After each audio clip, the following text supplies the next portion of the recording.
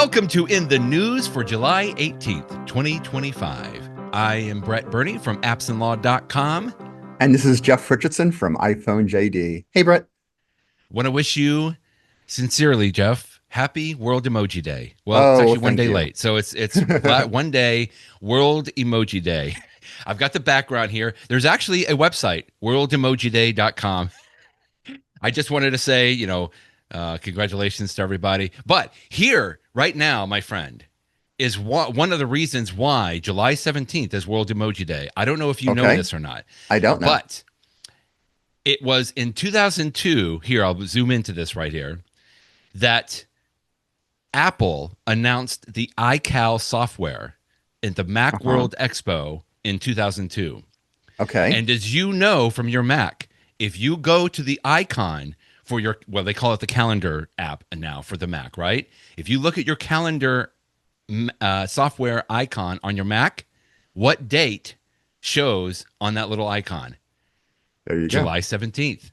And that is why. And including for that, if you go to any emoji picker, like on your iPhone or on anything, and you select and you type in and search for the emoji for the calendar Uh-huh. emoji, what date is on that little icon? July Wow. Did not 17th. know that. Huh. Well, So that's an thanks to interesting Apple, tidbit. as Apple is going to do, they announced at Macworld Expo in 2002 the iCal software for Mac, and that is why today we have World Emoji Day on July 17th. So happy World Emoji Day. That is fascinating. I'm sure they had no idea back in 2002 that we would be celebrating something called emoji. They would have no idea This what is emoji like even was. I think Wow. this is the 10th year that they are. Oh, it was created by Emoji founder Jeremy Burge, which Mm-hmm. Emojipedia.org is a fantastic website in Of course. 2014. So we've been celebrating that for quite a while now. Well, this is how you started off your post today on In the News about World Emoji Day, because most importantly, perhaps, about emojis today, we've talked about this frequently, is when the Unicode Consortium, which is an actual organization, they're a standards organization, that Unicodes are not just for emojis. They're the ones that make sure that, for example, Chinese and Japanese and Korean characters show up consistently, no matter what platform that you're using. But they also oversee the Unicode numbers for the emojis. And so once or twice a year, they come out with new emojis. And of course, Apple adopts them. Unicode will put forth the standard for different characters like emojis, but they can't force platforms like Apple or Google or Windows to actually adopt them. They eventually do, right? So now, thank goodness we're going to have a trombone emoji along with a Bigfoot emoji. I'm pretty excited about that one, Jeff. All sorts of interesting ones. And of course, it's going to be a while because they don't formally adopt them until September, and then the device manufacturers figure out how to put them out there. I think that like Right. the ones that were announced a year ago, I think Apple finally introduced them. I want to say it was like April or March of this year. So my guess is that if you want to use the Apple Core or the Bigfoot or whatever the treasure chest, that you're going to have to Right. wait until spring of 2026. But it's nice to, and of course, Oh, it's not just going to be these news; it's going to be other ones too. I think it's hilarious that this Unicode Consortium. I'm just making this up in my head right now. I have to imagine that for many years, they talked about very boring things like ASCII codes and stuff like that. And then right. suddenly they are in charge of it's, they a self-appointed in charge of emoji. And now they are, influencing culture and stuff like that. And all sorts of other things in life because Unicode is out there. When Unicode first came out, I mean, I did sort of roll my eyes at it. I'm like, oh, this is just something they use in Uh-huh. Japan and stuff. But over the years, I've gotten to the point where, lots of times, especially in text messages for me, sometimes the most appropriate response or the most appropriate message to send to somebody else is just a simple emoji character. It's Right. interesting. Right. So I use it all the time. Yeah. Well, Apple apparently started the trend for World Emoji Day. And so yesterday, they kind of continued this excitement about emojis. If you subscribe to Apple News Plus, I think you have to be a subscriber, right? Either on its own, Jeff, or as part Hmm. of the Apple One subscription, which I know both you and I have. You can now play the emoji game. I did this morning. It's a little fun. I like this. Yeah. It's just I, kind of I think they embedded did. within the news app, right? I think that, yeah, that's where Yeah. I found it today. So, it's interesting, puzzles have obviously been around forever. The New York Times crossword puzzle goes back forever. But the New York Times has found that having puzzles in its app is incredibly popular. And a lot of people subscribe to the New Right. York Times specifically to get, they purchased Wordle years ago and it's a great little thing. And they've got, Spelling Yeah. Bee and the crossword, of course, and all sorts of other things. And so a lot of people are really, sort of addicted to those little funny little games. And so when Apple was trying to figure out ways to make News Plus even better, of course, they did things like add food, which the New York Times also has food as well. But they decided to add games. And, at first it Yeah. was simple stuff, Puzzles. their version of a crossword and their version of Sudoku and stuff like that. But they've tried to come up with some original games.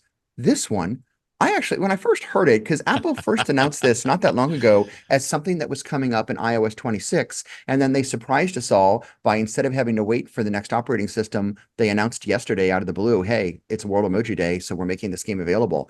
But it's actually a very clever game. And if you like word games, I actually think it's Yeah. not just word games because it's got a word game aspect because they have blanks and you need to guess the word for the blanks. And so that's why I said that sort of reminds me of Wheel of Fortune. But Wheel of Fortune will give you like a category or something, whereas this, Right. they have a clue, but Apple only shows you the first one or two words of the clue. And the idea of it is to guess in as little moves as possible, and displaying the full clue counts as one move. And so Right. what you Right. really want to do is try to guess it by not really having the clue. You just have a clue about the clue. So that's another Right. aspect of it. And then there's another aspect too, which is that at first I thought it was going to be like, oh, okay, one of the word is going to be, I don't know, peach, and there'll be a peach emoji. And sometimes it is that simple. Sometimes it'll Right. just be a single character. But oftentimes, in fact, But yeah. in the 2 days that I've played the game now, for most of them, it's a series of emoji that are together. And the order that they put them in, and even like whether they're on top or bottom, that influences, you need to look at those pictures and then guess the Right. concept, the phrase, the whatever it is, and then use that to fill in the clues. And it's actually an interesting game on a bunch of different levels, and it's far more sophisticated than I thought it was going to be. And it's one of those Yeah. games that makes you think. I was looking at the one today, and for example, I'm not going to give away any answers, but there was one that was it was a bunch of people. It was like six different emoji. Well, I'll give away this one answer if you have, hopefully if you haven't solved Okay. today's yet. But I was mentioned it was six different people, and I'm like, what is this group of people like? Is this like is it a family? Is it like a Oh, I sense saw of that one. people? Yes. And then eventually I figured out that it was, skip forward 10 seconds if you don't want the spoiler here, but the word was crowd. And I'm like, oh, so this is Crowd. crowd. That's But right. then you need so at least from that, I said, okay, crowd is 5 letters. And I wasn't positive it was crowd, but I thought it was. And so like of all the possible answers, I'm looking at which ones are 5 letters. And then I'm like, okay, because there's three different puzzles per day. And I'm like, okay, so this one, it probably goes here. But there's actually a lot of thought that goes into it. And, this is something that it could take some time. You can make it easier for Yeah. yourself because you can, use a move to reveal the full clue. That makes it easy. And then, of course, if you're not sure, you can take an emoji or a set of emoji and just drag it over. And if you're wrong, it just counts as a move. And then you'll know it Right. doesn't go Right. That's there. So if right. it doesn't That's what go I up was here, doing. maybe it goes down here. So you can do it that way too. I, we'll see how it works, but I think this is a clever game, and it really makes you think on a bunch of different levels. You have to think about words, you have to think about pictures, you have to think about concepts. So whoever at Apple came up with this, bravo. I Bravo. mean, you Yeah. came up with a nice We'll have a casual clap game emoji. that is that is unique. And the concept of emoji is fascinating to me because this game shows you, an emoji can mean so many different things. Yes. Is it the Right. literal word? Is it the concept? Of course, we all know, speaking of the peach emoji, for example, it could be the delicious fruit, but many times in our parlance, we know that because the peach emoji sort of Yep. looks like somebody's rear end, that people use it for that well. And so the idea that a single emoji could have different connotations, I think it's interesting as a lawyer from a litigation standpoint. And if you don't mind talking about this for just a minute, I know you did a presentation Yes. yesterday on this I because, did. as lawyers, we are often dealing with, did somebody agree to a contract? Did somebody insult somebody in like a Yes. discrimination or employment case? What was the intent? You're always trying to figure out someone's intent. Was the crime, if you're a criminal attorney, which I'm not, was it an intentional crime or was it negligent? Those are all incredibly important Yeah. concepts. And oftentimes, as lawyers, you can't get in someone's head. And so what you have to do is look for the evidence of it, which is often documents. And so through the discovery process in a civil case, we're trying to figure out, what did they write? What is the smoking gun Yes. letter, as it were? And I always remember an infamous example that I remember learning when I was in a first year in law school, that there was some, and I forget the facts of the case, but it was something that was supposed to be, very underhanded and fraudulent. And what they found through discovery was a letter that said, here's what you need to do and destroy this afterwards. And there was actually like a matchbook attached to the letter, because the idea is that you would burn the letter like in a movie after you're done reading it. And through the discovery process in the Oh. case, they had actually found filed away the letter with the matchbox still attached to it. It's like, wow, this is like the smoking, not the smoking gun, the That's smoking letter. the the But smoking from an match. emoji standpoint, you have this issue of, if somebody sends this character, what does it mean? And Yeah. and, and I'm gonna let you pick up here, because the thing that makes it tough is, as we just discussed, emoji the consortium says we're gonna have a picture of a peach, but different people can do the peach and make it look different ways. I mean, you don't necessarily have to have a Yeah. peach that shows like a line down the middle that could be interpreted as, someone's rear end, but it just depends upon how different platforms do it. And that has That's right. consequences. I mean, Yeah. talk about that. Yeah, it's a fascinating. In fact, it was amazing that yesterday was World Emoji Day, and I was invited to give a presentation on how emojis are used, or how you should be aware of it as a lawyer in like litigation matters, for all the reasons that you just went through, Jeff. Which is, until you stop and think about this a little bit, it really is a little crazy. Like here, I'm going to bring up one, Emojipedia .org is a fantastic resource for some of these Yeah. things, and it's been out for a while. And actually, this is the founder of Emojipedia is the one that kind of is behind World Emoji Day as well. But like, Hmm. for example, if we go and find, like, let's go and find the peach emoji here when we search for this, Uh-huh. you can jump into this. And one of the great things about this is that it'll show you, first of all, how the emoji has evolved over the Oh, that's years, interesting. right? Hmm. Because we have such better resolution. So I call this in my presentation like some of the technical challenges or things that you should be aware of, is that it may have looked different several years ago, depending on that communication. But it also goes through and shows what this particular emoji would look like on an Apple iPhone versus an Android phone versus even Hmm. a Samsung phone. You can see there's just slight differences there. In many Hmm. cases, that's not going to matter too much. We can kind of see that that's a peach. But in some cases, even those slight variations could mean something just a little bit different. Or, like you said, like you were pointing out, like some of them don't have the same line all the way through in that Yeah, in that so peach emoji, for it would not example. be something sexual if you sent the old version of Exactly. it. And yet if somebody sends it using one platform and somebody reads it That's using a right. different platform, that has an impact too. That's right. It's very interesting. Just that evolution thing. And then quickly on emojipedia.org is also, if you're interested in this is where they show the Unicode code. And then, of course, we have the short code as well. You can see here the Unicode name for the peach emoji is peach, but they also have an also known as the bottom or the butt emoji. So, to your point, it's just like, what did somebody mean? So now we go into like the interpretive challenges, right? And like, if I sent that to my wife, that might mean something different than if I send a peach emoji to you. It's that kind of a thing. It's like, what did the sender intend when they sent that emoji on whatever platform that they were using? And then how did the recipient receive that? Like, how did they interpret that? And, this goes into, even there's a criminal case where two men sent a Facebook message where there were just three emojis. It was a like a fist emoji, Uh-huh. and there was a pointing emoji, and there was an ambulance emoji. And these two Okay. men were detained because that was perceived as a threat to this one person that they sent this to, that we're going to beat you Huh. up, so much so that you're going to have to go to the hospital in an ambulance. Like, Huh. so, that could have just been somebody saying, hey, I hurt my wrist, so I'm going to go to the doctor and check it out. Right. Yeah. But in some cases, depending on how that's perceived, and in this case, it was perceived as a threat. And so that to me is just, interesting from those perspectives, from the technical side, the interpretive side, just to all the points that you were making. And then for our little neck of the woods, when it comes even to the legal side, how does that look? We were just looking up a case, for example, that, as most people know, lawyers have been using, Times New Roman fonts, and there's a very prestigious, looking way that like certain court opinions are listed. And in some cases, that font may not be able to produce a visual representation of that emoji. And so while Hmm. we're reviewing documents, for example, maybe case law, that kind of a thing, it may not have the same impact. So just some really fascinating stuff on there. Not to mention the fact that there's cultural issues. The thumbs up emoji in the United States means one thing, doesn't mean the same thing in other countries across the world, or like the OK symbol. It's those kind of things, like even from a generational standpoint, different emojis can mean different things. From a cultural standpoint, just a lot of things to kind of keep in mind, that if you're curious about these things, emojipedia.org is a fantastic resource.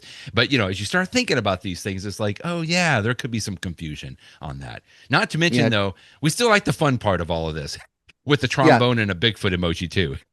That's true. Two more things I'll mention about it, and we can move on. Yeah, One of them please. is that you were just telling me before we started the air, an example of a case where emojis, had some impact. I'll just mention for folks that are listening, the case is Yes. Emerson versus Dart, which is the U.S. Yeah. Sixth Circuit case, and the citation is 900 F third 469. But in that case, there was a supposedly threatening note that was sent to someone, and it says, "Have them believing their own." And then it was the poop emoji. Okay. And we all know Right. what the poop emoji is, but it's just interesting that when I pulled up that decision on Westlaw right now, what they have instead of an emoji icon, they actually have it's like an image. It's in black and white. I mean, I know it's the poop emoji, but like it Right. it it almost looks like a triangle or something. I don't know. It doesn't carry the same impact looking at this version of it, as I'm sure it did in the actual text. And it just goes to the Absolutely. issue of having different things. And I also think it's interesting because, and this is your area of expertise. I mean, Brett, you've been advising lawyers for decades now on e-discovery. And so if Right. you collect thousands and thousands of documents in a lawsuit, and you Right. use whatever computer system you're going to use to search for, the smoking gun or whatever, you can't just search for the words of like, I agree to the contract. You have to be smart Right. enough to know I need to search for a thumbs up emoji because there's actually case law that says that you can agree to a contract, of course, through your Right. words by saying I agree, or by just simply sending a thumbs up. That can be enough too. And because that is shown in different ways, you Right. need to make sure that you have a computer system that displays the thumbs up emoji, that knows how to search for that. This is That's something right. that if a lawyer doesn't keep this in mind, you could miss important evidence as a result. It's a really interesting topic. Yeah. Well, I'm glad you think so. I mean, obviously, you and I here, I pulled up the actual case. Actually, you Oh, can you kind can of see it see. now. There you go. I mean, Yeah. the poop emoji, to me, that looks like a cinnamon roll, or like like a baked croissant or something like that, right? And again, this is actually from like the published opinion, United States Court of Appeals. I mean, that looks so official, right? With, I don't even know what you Hmm. call that gothic looking font a lot of Yeah. times. But the point that you were just making there is so relevant. It's like that does not look like a poop emoji. I mean, I guess I can see it, if I interpret it, but if I was just reading this and didn't know about the case, I wouldn't know that on there, because it doesn't look like what I would typically consider. Apparently, the official names of this is pile of poo, by the way. We call it the poop Thank you for emoji, that. but the Yes. Unicode official name is pile of poo, otherwise known as poop or poo. But you can see that, to your point quickly, in some cases, depending on how you're viewing this, you may not be able to search for pile of poo or even poop. You may be able to only search if you knew the actual Unicode number, or the way they call it, the code point. But it's just having some of that information there, especially for the neck of the woods that we move in. It's so important on there. If Anyway, somebody fun says to stuff. you, you know what, you are a pile of U plus one F4A9, doesn't quite Yeah, it have the doesn't same have the same. impact. Doesn't quite have the same impact. So anyway, okay. Enough All about right, emoji. It's a fascinating topic. Speaking of what you might find in the dirt, let's go to some rare earth metals. And why in the world are we all talking about rare earth metals today? Well, they've been around for a long time. These are actually metals that, maybe you can say it better. They're not actually rare in the sense that we can't find them. It's just that they're rare because it takes a lot of work to dig them out of the ground once you find them on there. But Apple has been in the news and helping to maybe bring, I think one of the things, they're coming to Fort Worth, right? They're going to bring a rare earth, Hmm. either processing plant or an actual mine, to the United States. And that's a pretty important thing, I think. Yeah, it's something that they use a ton in consumer electronics. The Department of Defense uses it a lot. I mean, this Yes. is actually a critical thing. And again, what was fascinating to me, I did not know before this hit the news this week. I've heard that phrase, rare earth metals, rare earth magnets.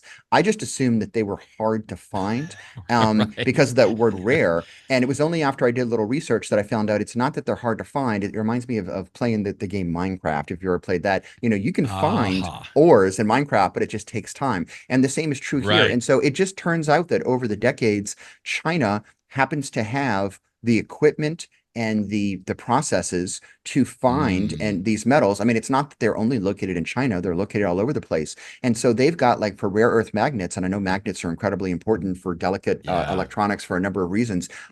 They're selling like 90% of the ones around the world. And there's always the issue, obviously this is an issue for the Trump administration, but even aside from politics, it's always dangerous to put all of your eggs in one basket, because what if there's some supply disruption or international tensions or whatever it is? You would want to have a diverse set of suppliers, and Apple and other electronics companies don't have that for rare earth magnets. And Hmm. so there's this one company in the US that is, I think they do both. They do both recycling so that you can recover them from used electronics. And then they also Okay. do some, quote unquote, manufacturing that, dig them up and find them and stuff. And so there were two stories recently. One, the Department of Defense invested a whole lot of money. And then also Apple announced that they're spending $500 million. And again, this is $500 million. It's like they were going to pay money for these things anyway. But by investing in this company in the United Yeah. States, they are helping to build their plants. They're making sure that when they produce the rare earth magnets, it's going to be to Apple specifications. So it's exactly what Apple needs for its products, which of course is one of the reasons Apple is so successful with its processors, is that it makes its own processors. So it doesn't rely upon a company like Intel anymore or Motorola, so they can be custom for what they need for their products, which just makes them more efficient and everything else. And so, it just seems like this is a win-win-win for Apple across the board. I mean, such a wise Yeah. investment, and that it's going to take, some time for this all to happen. The place in Texas, I think they said, might be open in 2027, or at least have its initial production. So this is a long-term investment, but over time, I think people are going to look back and say this was really smart for Apple to do, to have a little control over its destiny for something that is really important. And then, of course, Apple, what they really like to do is use recycled things, because Apple Yes. they Right. care about environment. I think for the two reasons. One is it's the right thing to do for the world, the green reason. But then there's also you can actually be more efficient. Isn't that the best of all worlds, when you're doing things that are better Hmm. for the environment and you're also saving money? Again, that's just the big win-win, and they want to do that here. So I just think it's an interesting story, because we don't often see the behind the curtain things of what Apple does at the processing manufacturing level. We just see the end result. Like, I've got my new iPhone here, but I don't, all the things that went inside of it, I don't necessarily know all about that unless stories Right. like this Right. come out. The optimist in me, Jeff, is very happy. I mean, this is great. This is just, of course, why wouldn't you do this to protect some of those sources that you need to do? Obviously, I'm a huge fan all the time of the recycling aspect, but a little bit of the pessimist to me is like, um, with all of the political ups and downs and upheavals and everything, I feel like uh, good on Apple for just at least making an announcement, right? Who knows what's Yeah. going to happen when it comes You, to this? I've heard some people talking about this on another podcast. But $500 million. I mean, that's just out of Tim Cook's couch, I'm sure. right, right, Like right. the cushions, And and it's like, but no, be that as it may, the optimist is a stronger current here.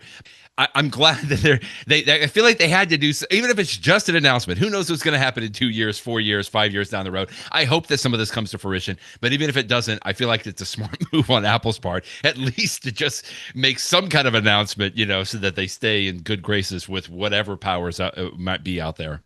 yeah, this would probably be a bullet point on a slide in a prior Right. administration. Under the Trump Exactly. administration, Apple's going to make a big deal about it and get some, That's a but good way to put it. regardless, that's the political aspects of it. Who cares about Gotcha. that? Bottom line Okay. is they're doing something good. Okay. Well, let's go to some more good stuff from Apple. Yeah. iOS 26 and all of the things that are going to be happening with hopefully in just a few months now, maybe 2 or 3 months even. Let's specifically focus on Watch OS 26, because they're all going to be 26 right now. Um, Hmm. I have been wearing my Apple Watch Ultra now for, I guess it's going to be about 3 years, Jeff. I Hmm. I didn't upgrade to Ultra 2. Although this story makes me feel like I've either got to upgrade to Ultra True or just continue to pray and hope that Apple's going to release an Ultra 3 because I am ready right now. We talked about this in all of the things we've been talking about with iOS 26 and watchOS 26. One of the things is there is going to be a wrist flick feature in Mhm. watchOS 26, which is cool. Now, this isn't the first time they put like actual gestures. There's like I think you talked about the double tap gesture, and there's some Mhm. other things that you can do, but I am actually pretty excited about this wrist flick feature where you can flick away notifications so I don't have to like touch it with my finger. I know you've talked about touching it with the tip of your nose. I am so excited about this, but I am so hesitant because it's like I'm constantly flicking my wrist. Like I don't want to just dismiss things, Mhm. without even knowing. So we'll see how this goes, but I'm just generally excited for all things coming to the Apple Watch. Yeah, the story we had talked about weeks ago because Apple announced it at its WWDC conference. What I did not know until reading this article from Tim Hardwick this week was that to take advantage of the feature, you have to have one of the newer Apple Watch models, which Yeah. is the Apple Watch Series 9, 10, and Ultra Watch 2. That was new news to Two. me. And I Only the think about two. this because I currently am wearing an Apple Watch Series 10, but before I Right? was using this, I was using, I think it was the 7 beforehand, because I don't get an Apple Watch every year That's because they right. don't have that many changes year to year. But I remember when I made the upgrade a year ago, knowing that when Apple Watch 9 had come out, that it had the double tap gesture. And I remember Yes. thinking to myself, like for an entire year, that was a gesture that people that had the Series 9 could do and I could not do. And I was wondering if it would be helpful or not. But I'm here to say that now that I've had this watch for, not quite a year yet, I actually use the double tap feature a lot. I might be, I mean, just to pick one example, I'm doing something in the kitchen, and believe me, I do very little in the kitchen. I'm a horrible cook, but I'll have something on the stove, and you've got a timer, right? But I'm also listening to a podcast with my AirPods, and so if I look at my watch, it's going to show me the thing that's showing is the little the smart stack thing for Right. my podcast app for Overcast. Right. But what I actually want to see is the timer, like how much time is left. And so I'll just look at my watch and I'll do the little tap tap and it moves it up one till I get to the timer. And then I can see, oh, I'm doing it right now. Yeah, okay, I see. So I have 3 minutes left or whatever it is on the timer. And it's nice because I can do something else with my right hand. It's a useful thing. So I know the double tap gesture is useful, which is what makes me look for. I'm glad that I have a Series 10 because that it will also support Yeah. and this feature, which is useful for the reasons that you just described. So Apple's always looking for reasons to encourage people to upgrade, and so now, and I'm sure there'll be a new version of the Apple Watch that comes out this fall too. They typically announce a They're new one each better. year, but for people that have been holding on to an old model, you'll have two reasons to update. You'll get that double tap gesture that you might not have yet, and you'll get this wrist gesture that you might not have yet. So interesting. I'm glad to hear that it makes that double tap gesture makes a difference because I wanted to ask that as a follow up because I mean I could see it happening. I know there's some things I can do on my watch, and I'm just like I may have tried it once or twice, and then it was like okay, it's not that big of a Yeah. deal. But if it is something that you're incorporating every day, that's encouraging to me, and I think that we'll just have to learn how the wrist flick feature is going to work, and I'll Yeah. just adjust, and that'll be a Yeah. good It's thing. not essential, but it's nice to have, and I do use it. So yeah. Let's stay on the watch for another story. I remember we talked about the research app on your iPhone several months ago, which I didn't know about. So I appreciate the fact that you introduced that to me. And I remember we specifically talked about a study that you are currently in right now Hmm. that basically just tracks certain things, right? You could probably do a Hmm. better job of explaining that. But we have Yeah. some results from a former Apple Watch study now, which is pretty Hmm. interesting. Yeah. So the research app, if you haven't used it yet, I encourage you to check it out. I mean, you're not going to get any immediate rewards from using the app, but it's just a way for It's not you to be gamified. a part of science because you download the app. I can't remember if it's pre-installed or if you have to download it, but anyway, it's an Apple app. It's called Research, and it will tell you the available studies, and you can decide whether you want to participate in any of them or not. And back in 2019, Apple started this study called the Apple Heart and Movement Study, where Apple got together with who did they do it with? Some one of the research institutions, the Brigham and Young Women's Yeah, Hospital. Brigham. Oh, Yeah, I think I spelled it wrong in my post today. But and so they had a bunch of smart scientists get together and say, what information can we get about how you move and cardiovascular issues based upon what the Apple Watch can measure.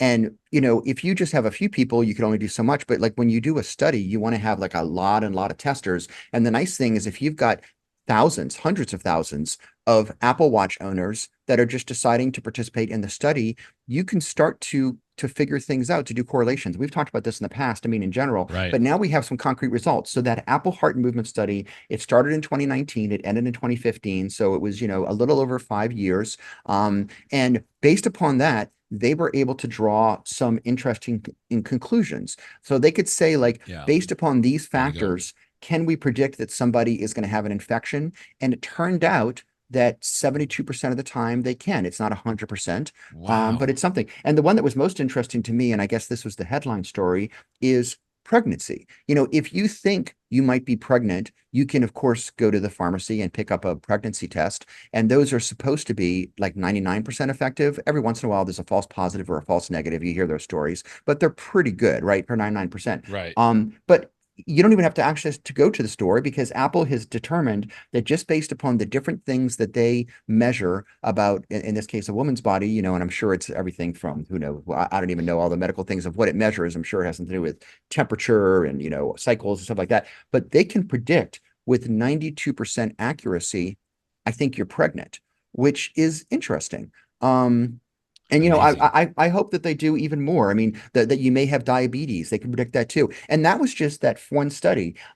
Apple was got such good early information from that initial study that the current study that they're doing, and this is one that you can enroll in now if you do it. It's Yeah, I'm called doing that right now. the Apple Health Study. And as you can Right. tell from the name, I mean, that's pretty generic sounding, right? Apple Health, and it's purposeful because in this newest study, Apple is basically saying, we know that this is a good idea. Let's do it across everything. And so it's all sorts of aspects of your health that they are asking you questions about. And it's all sorts of aspects. It's like everything you can monitor with an Apple Watch. It's things that you might put into your health app. Now, it's all anonymized, of course, so no one's going to know what your particular health Right. situation is. You're assigned a unique identifier ID, and no doctor is going to know who you are. But the idea is that when there's only so much you can find out about a Jeff Richardson or a Brett Burney. But if you've got thousands of Jeffs and thousands of Bretts, and you look at all of this study over time, you can find interesting information that wearable technology, whether it's from Apple or Samsung or somebody else, what are things that they can predict. So I like Yeah. participating in the study because, I mean, it's very, like, I want to say once a month, I get an alert saying we've got like 15 new questions for you to answer, and I'm happy to do that. And Oh, a lot of the okay. stuff I That's don't not even have bad. to answer the question. It's just getting data directly from my Apple Watch, and that's fine. So it's in the background. I don't know what's going on. And I feel like this is going to result in who knows what kind of interesting things. And in the next 5 years, 10 years, who knows? Yeah. Apple is going to hopefully come out with a better product that takes advantage of this, and I will want to buy that product. And so, I see nothing. Plus, it's you're contributing to science. Why not? So, I've always thought that in theory this was a good idea. And now that Apple has released its early results, which they said that haven't been Mm-hmm. peer reviewed yet, so I mean they're still early stages, but we're starting to see results of something that started in 2019. And great. It's doing exactly what we hoped it would do, which is great news. I had not downloaded the Apple Research app So you do have to download it. before, Okay. I wasn't but sure. so here's the thing. I went and just did a search, in my iPhone, and I did for the word research, and it didn't come up, but Uh-huh. it did come up into the settings. So I think you have to first go to the settings and turn on your research, sensor, and usage data. Or Oh, I didn't maybe even if you know get that. the Okay. Apple, well, maybe if you get the Apple Research app, Maybe it it'll tells you. tell you. Yeah. Hmm. Because right now in the settings, it says no data is being collected. Well, I downloaded the Apple Research. It's literally called Apple Research. Okay. Um, it's so well done, Jeff. Like I remember when we talked about this, but I didn't download it and start it. But I can go in. You can see the current studies, as you said, the Apple Health Study. Apparently, there are two other open studies right now: the Apple Women's Health Study and the Apple Hearing Study. And it gives you all the information, and you can just select which one you want to join. And I haven't gone through all the whole thing in here, but I think, like you said, you have to fill out the profile a little bit, or you have to answer some Hmm. questions in there. But just really well done. I feel like this doesn't get enough attention from people. Like there's got to be a whole crew at Apple that's just working on this research app, obviously in conjunction with, in some cases it's Brigham Young, like you said, or University of Michigan and the World Health Organization. That's just really neat. And it's a free app, obviously. You just got to decide how much information you want to share on that. Hmm. Good Cool stuff. stuff. Yeah, thanks for pointing that out. Okay, let's go back a little bit to iOS 26 and more specifically the Map app in your iPhone now. This was a good article, 9 to 5 Mac from Chance Miller. Apple Maps is hiding iOS 26 most useful new feature. I'm glad that it's opt in. You don't have to do it, but it's good if you want to. So we may have discussed this from WWDC, but Chance Miller has done a deep dive on it. The feature is this: Apple Maps knows where you are at all times. Obviously, you give it that permission. And so if it notices that you are at a particular establishment, the restaurant ABC, whatever, if you decide to do so, you can tell the app once you get iOS 26 this fall to keep track of those things. And then in the future, if you're like, gosh, when was it that I had dinner at that restaurant, or when Right. was it that I went to that store in the French Quarter in New Orleans, or whatever it was, you'll be able to say, oh, okay, well, the map app can tell me when I was there. You were there on this day between this time. And this is all stored locally on the device. It's not shared with Apple, so it's completely private to you.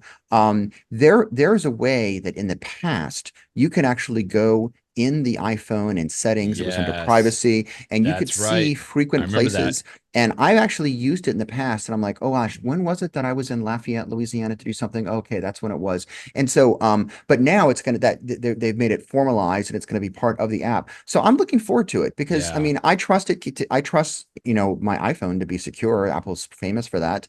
And again, it's not the sort of thing that I'll probably use right away, but I can totally see a time where I will go back in time and look things up. I you know, right now, oftentimes if like my wife and I will go out to go out to dinner at a cool new restaurant, I will note that in my calendar. Not that I need to have it on my Yeah. calendar because I know we're doing it, but the reason I do it is not for today. I'm doing it for the future because 3 years from now, Right. my wife and I might be at a dinner party talking with somebody, and I'm like, "Oh yeah, remember we went to that restaurant?" And I will search my calendar for the name and like, "Oh yeah, we went there in August such and Nice. such." Plus, I will often scan the receipts and keep them because if I really want to get a deep dive, I can actually on my iPhone pull up the receipt and say, "Oh, that's right, you got the chicken marsala and it was really good," or whatever it is, whatever the thing is. And so, because my brain, I don't remember that stuff. Some people have this amazing photographic memory. I'm Right. jealous of those people, but my iPhone is my extra brain, and it will remember those details that I forget. So I am all about this feature, and I was glad to hear Chance do the deep dive on how it's going to work.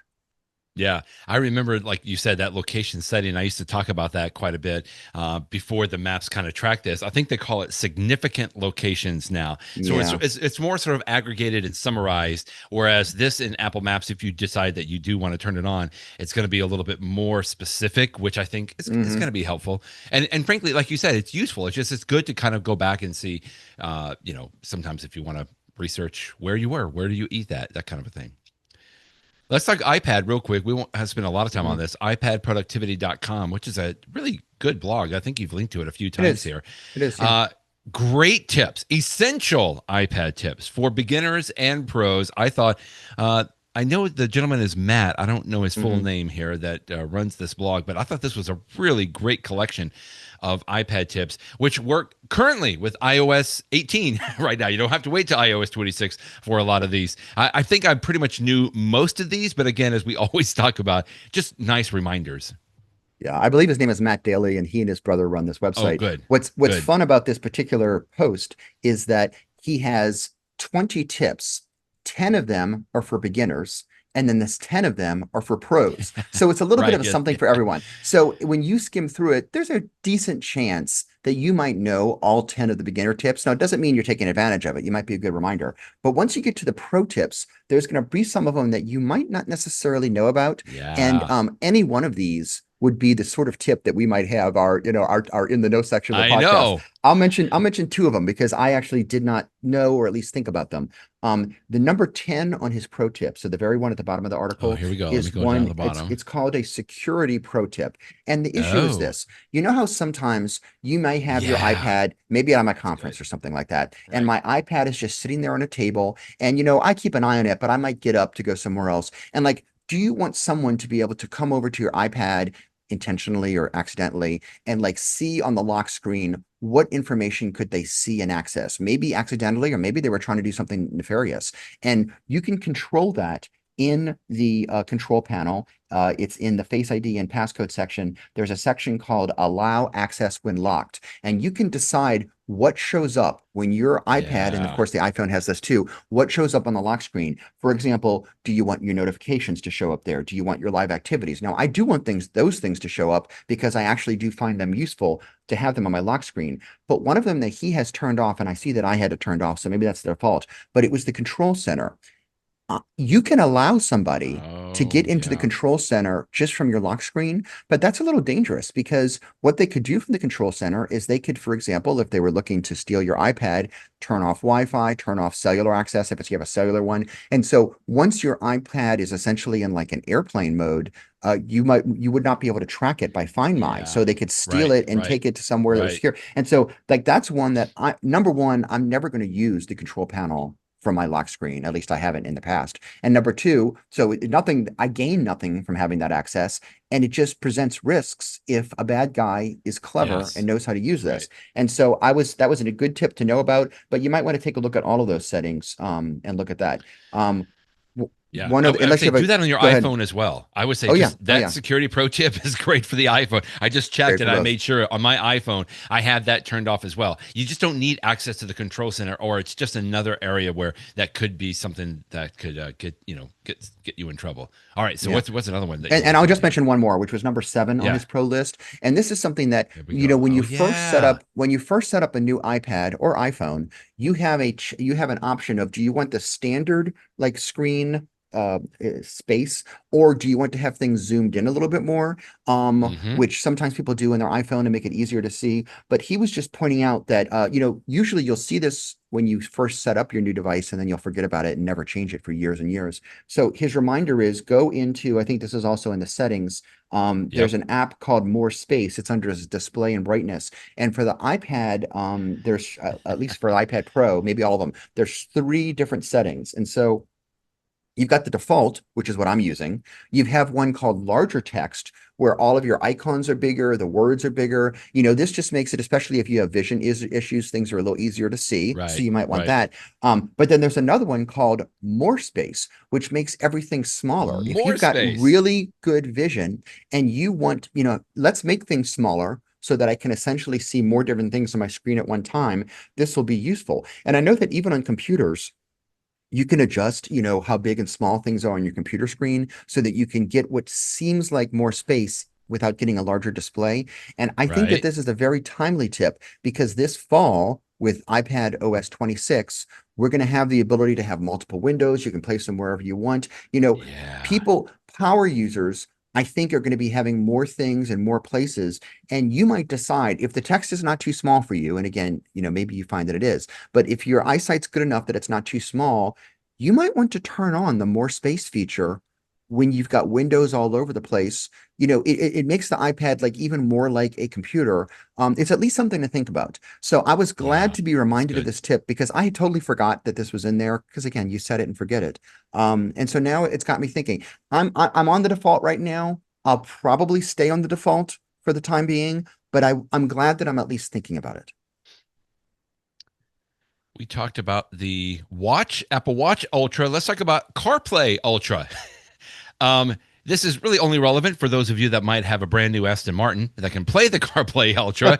But what I liked about this story, because we've talked about CarPlay Ultra before. This is sort of like that next level up, if from just regular CarPlay on one screen, you can have it stretch across multiple screens. But what I really just took away from this, kind of skimming this and looking at these amazing pictures here. This is on Ars Technica from Michael Hinkle. It just continues to encourage me with my eventual CarPlay fantasy, Jeff, which is I just want the physical car to be a shell.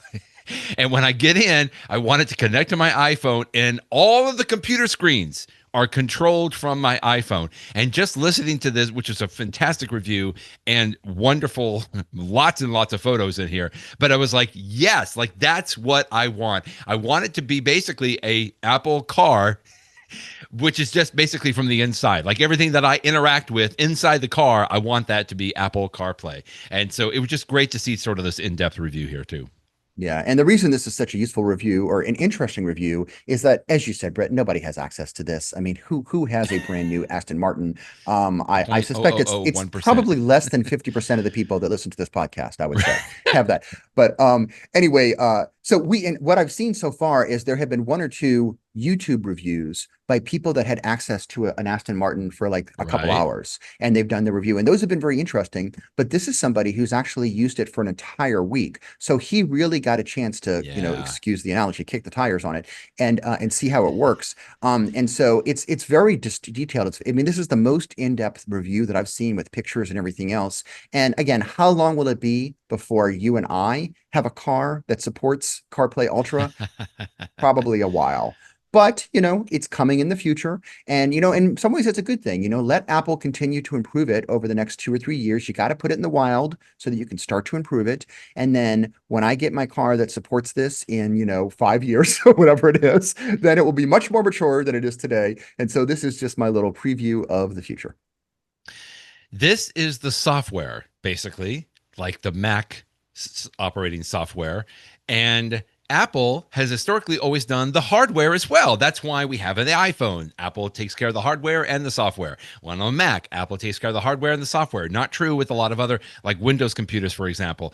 And I think when we were talking about this Apple car, the actual car, so many people were just talking about the physical aspect of that. And, famously, Apple has sort of said, we're not doing that anymore. And I'm glad that they are continuing to focus on this. But here's the thing, Jeff, we talked about this as well. I think I could have my Apple car, which is really more on the software side than I'm thinking of, except that it's the car manufacturers that get in the way, right? Yeah, Thankfully, Aston Martin, which honestly kind of puts me in that realm of I could maybe buy an Aston Martin if that's the only option that I have. But it's like, thankfully, they have collaborated with Apple to create this. And I just hope that this is a harbinger of like, come on, car manufacturers, like we can all get in on some of this and make folks like me and Jeff even happier on that. indeed. Quick walk down memory lane. Fantastic article from a gentleman that has been working at Apple, or he was hired at Apple in October of 1995. This is John Calhoun. And it's funny, as we go through some of the stories you'll explain in just a moment, we still see some of his work even today in the applications that I use on my Mac. Yeah. When John Calhoun was in college, he created an Apple shareware app. I say app. We didn't use the word app at the time in the 1980s.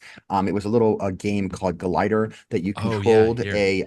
a paper airplane and you can go up and down. And again, it was a shareware for a while, and then it was eventually purchased or became part of a company called Cassidy and Green. Cassidy and Green purchased. They sold a bunch of different software titles for the Mac for decades. In fact, there was one program that they sold that you may have heard of called Sound Jam. If you don't remember Oh Sound yeah. Jam, you may know it by its different name, iTunes, which is after Apple purchased Yes. it. Because Hello. so when Apple had they wanted to have a music player, they purchased Sound Jam. So I mean that's Cassidy and Green, and that's his Glider game. So he sort of got a little bit of notoriety. This was actually picked as like I think that MacWorld picked Glider as its like game of the year in the early 90s. Oh And wow. so he Okay. got a job at Apple in right around 1995, frankly, back in the time period when Apple's future was very uncertain. And he worked there for about 25 years. He's retired now.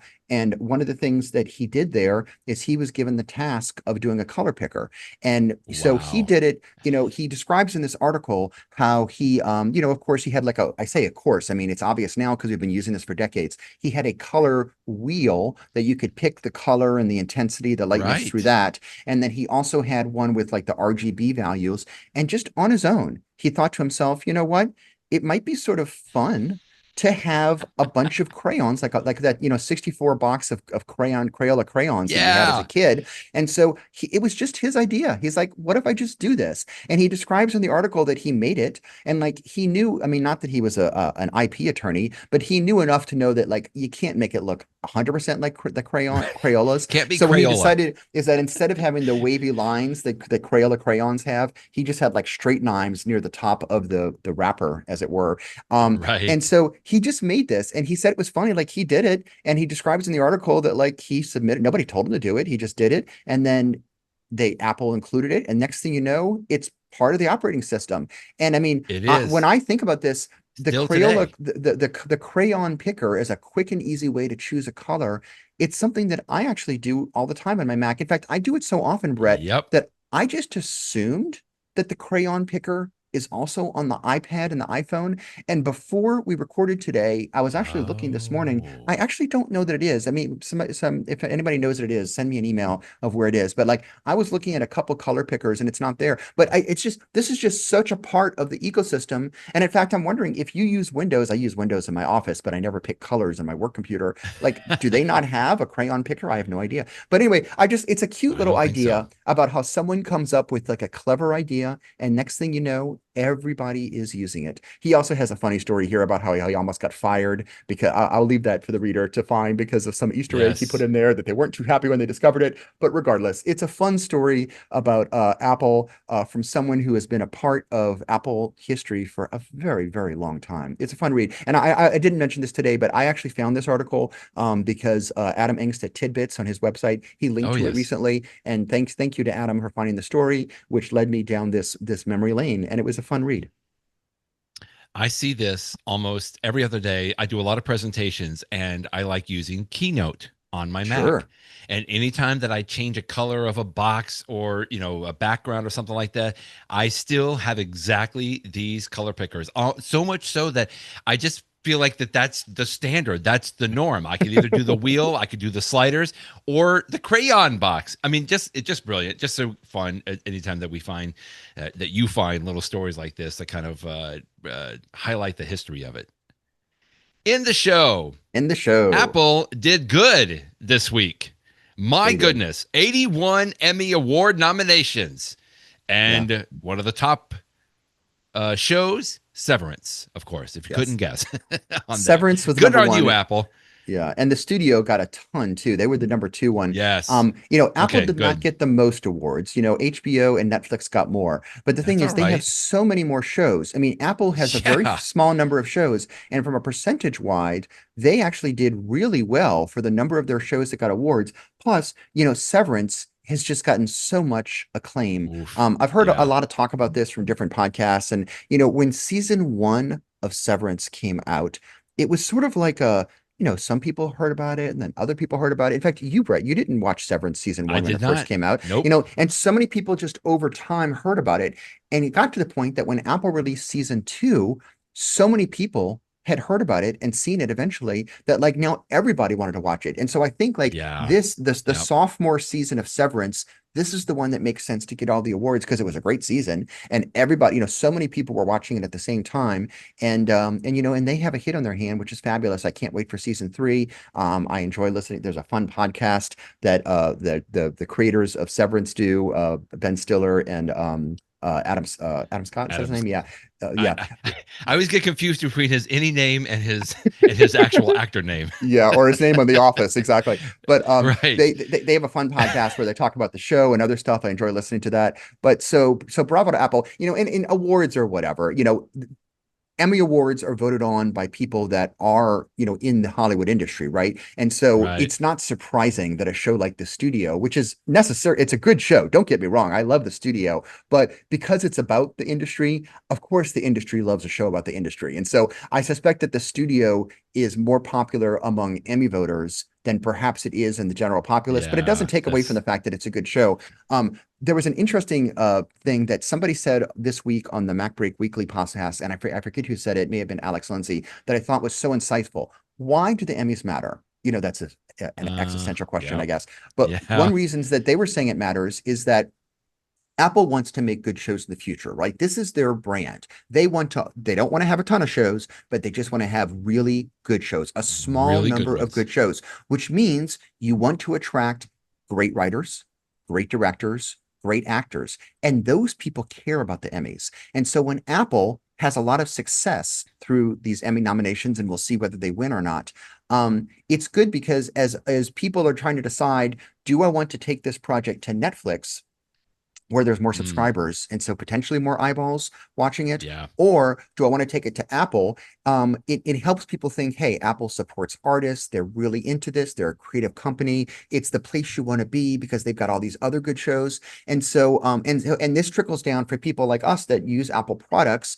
I want Apple to have really good shows because then I know I'm going to have the best possible watching experience, whether I'm watching on my Apple TV or on Yeah. my Vision Pro or on my iPad or my iPhone. I know I'm going to get the best experience with an Apple TV Plus product. I won't necessarily always have the best experience with like, the Paramount Plus app or Netflix or whatever else. So I think that's I why I just these are interesting stories. I say it the way I say that, Jeff, is like I know that this show is going to be worth my time. Some of these other shows I just sometimes don't know, and infuriates me if Hmm. I get in, one or two episodes, and I'm like, man, I could have been watching something a little bit better. Yeah, Even yeah. Slow Horses was involved in Oh, this such as a good well, right? show. Such a good Oh show. man, I might have to go and like I might even rewatch some of these. Some of these are so good, like Slow Yeah. Horses. What a great show! Last little video here that you linked to today. I don't want to spoil anything. It's just don't delete Garrett. Don't even think about deleting Garrett. Very cute little video here from Apple about cleaning up photos, but don't delete Garrett. I'll leave it at that and leave it for the viewer to watch it. It's a cute video. Worth your 60 seconds to watch it. In the know. In the Couple of know. Siri tips. I'm just going to Hmm. maybe say Sally. This is one that I use all the time, and I didn't think about it until I think somebody the other day was asking me why I do this. So I usually like to tell Sally to play a song. Typically, I'm doing this if I'm in the car, right? It's connected to via CarPlay, and I Hmm. want to just hear a song. Maybe the kids and I are talking about some song, and I'm like, well, why not just play it, right? That's one of the beauties, which again still boggles my mind, from the days of cassette tapes and CDs. But I now have this entire music catalog that is like, hey, we talked about some kind of song. We can just start playing it right now. Well, I know you mostly do Apple Music, Jeff. I have Apple Music as well. Love Apple Music, but most of my listening is in Spotify. And so here's it's not really a dilemma, but when I ask Sally in the car to play a specific song, by default, usually it's going to play it from Apple Music. That's Okay. fine. Sometimes I'm okay with that. But there are other times where I know I may have listened to a song in the past and it's in my Spotify library somewhere. And so instead of just saying, Sally, play John Bon Jovi or play, Van Halen, 5150, um, if I just say it and stop there, it's typically going to play it on Apple Music. But if you say the specific service after that, Sally, play John Bon Jovi 5150 on Spotify, then Siri will actually do that. So, in other words, you have to make sure you've got both apps on there, right? You've already logged in with your accounts and all the kinds of stuff. But I know it's a very simple little tip, but I just like to remind folks that you can do that. This will even work if you wanted to do something in Pandora, for example. I don't know how much deeper this goes. Like, I don't know if you can specify like a podcast on a specific podcast app, but if you've got, iHeartRadio or TuneIn or some of these others like that, if you want Sally to play a specific song or a playlist, for example, even I mean whatever it is, you can specify the actual service that you want to use. Now that will work in a general like that, but there's just a couple of little caveats that I want to make sure that people know. um, if you say it without specifying the service, in some cases, and I find this was true like one of the first times that I did this, Siri will actually ask you, which app would you like me to use? And it'll list Uh-huh. Apple Music, it'll list, Spotify, it'll list YouTube, that kind of a thing. And if you tap and tell it that your iPhone that that's your preferred app, then typically that's the app it will go to. However, many times I don't find that that works. And so I just like to specify the actual service that I want it to use. And I Sure. find 9.5 times out of 10, Siri will obey my command and will use that certain app. But I just wanted to let people know because if you're like Yeah. me, And you go back and forth between YouTube Music and Spotify and Apple Music and even Pandora, iHeartRadio, whatever, that you can tell Siri to specify the service that you want to play that particular song on, and it works pretty good. There's even I just have a quick little support article here from Spotify. If you go to the support article from Apple, it'll tell you, yeah, Siri will play the music, but it's only on Apple Music. But Siri will actually work with Spotify as well. Hmm. Very interesting. So I have and I'll use the word Sally too, so that I don't trigger anybody's device when they're listening Yes. to this podcast.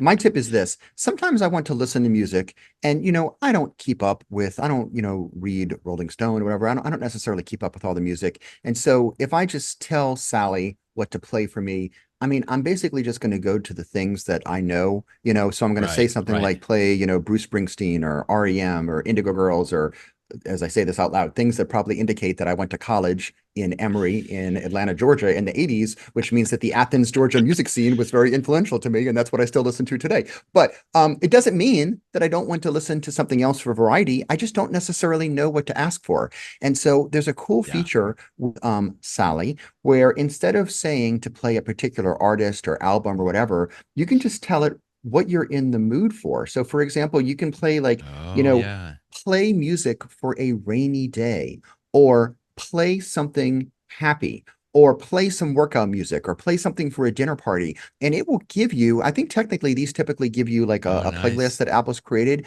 but Right. it's a way that I just want to listen to something and I don't know what I want to listen to. And so just this morning, as I was earlier this morning, I wanted to listen to something. And so I told Sally, play something happy.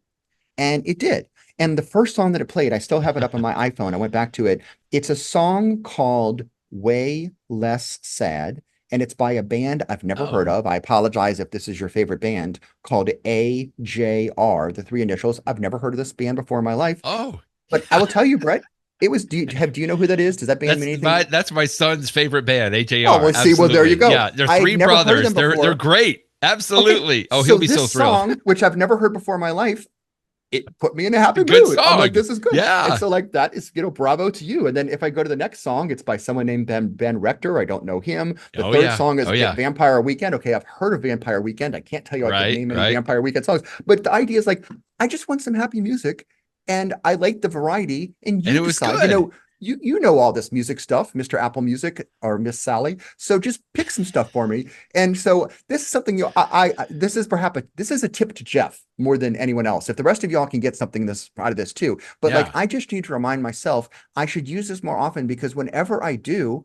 it often leads to a discovery. And like, maybe this AJR band, I will start listening to their albums, and maybe your It's son and I good. will be talking about how great the band is. I have no idea. And so it's just great for music discovery. So if this is not a feature that you use, and again, I'm using it with Apple Music, I'm sure that Spotify and other ones have something similar Yeah. too, that you can ask for music by a genre or by a feeling or something like that. But big thumbs up emoji, as it were, for me for this. Yeah. Yeah, I have to say, I don't know specifically if this is on Spotify. I'm pretty sure it does, but to your point, everything you're describing, you are pretty much using Apple Music for this, right? And I do know, in fact, this is a great website that you put up. This is Apple's support site, where they're giving you several suggestions on here. Like you said, play music for a rainy day, play some workout music, play some dinner party music. You can also say, hey, Sally, I don't like this song, or play more music like this, right? You can be a little more specific. I feel like that's a little bit more integrated with Apple Music than maybe it's going to be with something like Pandora or Spotify or something like that. But hey, you're only going to know if you test it out. And I think those are some good tips today to test out. Like you said, double thumbs up emoji for today. Hope everybody enjoyed World Emoji Day yesterday. Hope everyone has a great week. And Jeff, thanks as always. We'll talk with you next week. Thanks, Brett. Enjoy your World Emoji Day weekend, and I'll talk to you later. Bye bye, everybody.